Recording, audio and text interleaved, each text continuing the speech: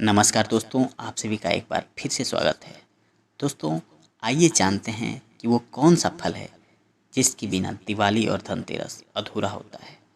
दोस्तों, यदि आप सामर्थ्यवान नहीं हैं तो आप अपने घर यदि कुछ नहीं ला पा रहे हैं तो कोई बात नहीं, इसमें घबराने की कोई बात नहीं है।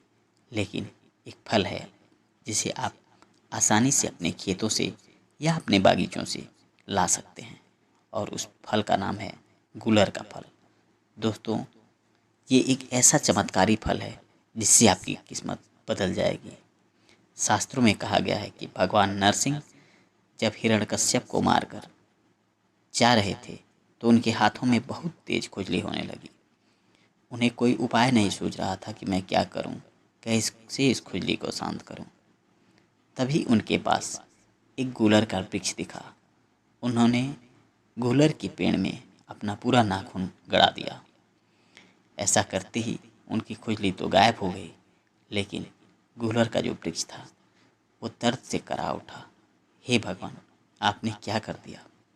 अब वृक्ष की इस दशा को देखकर, उसकी इस व्यथा को देखकर भगवान नरसिंह बड़े चिंतित हुए और उन्होंने वृक्ष को ये वरदान दिया कि हे वृक्षराज, मैं और माता लक्ष्मी सदा ही आपके वृक्ष पर विराजमान रहेंगे, और जो भी व्यक्ति धनतेरस या दिवाली के दिन आपके फल की पूजा अर्चना करेगा तो उसकी गरीबी को हम क्षण भर में गायब कर देंगे।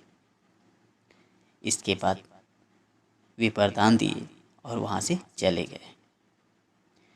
तो दोस्तों, जो भी व्यक्ति उस फल को यदि खाता भी है तो वो दीर्घायु होगा और बीमारियों से मुक्त होगा। ये भी वरदान उस वृक्षराज को मिला हुआ है। तब से लेके आज तक जो भी व्यक्ति सही ढंग से उसकी पूजा करता है, भगवान उस पर अति प्रसन्न होते हैं।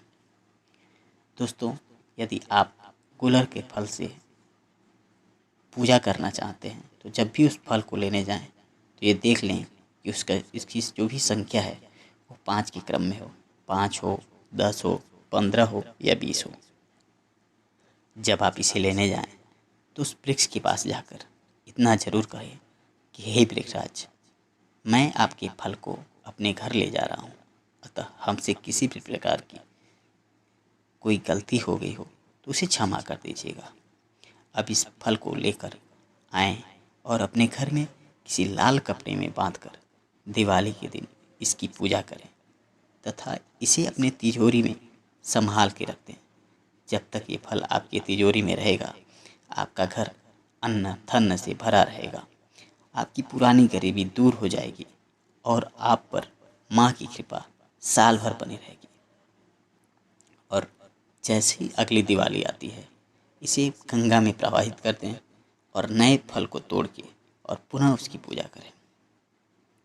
आइए दोस्तों, जान लेते हैं दूसरा फल कौन सा है। दूसरा फल है सीताफल। दोस्तों, सीताफल को साक्षात माँ लक्ष्मी का स्वरूप माना गया है,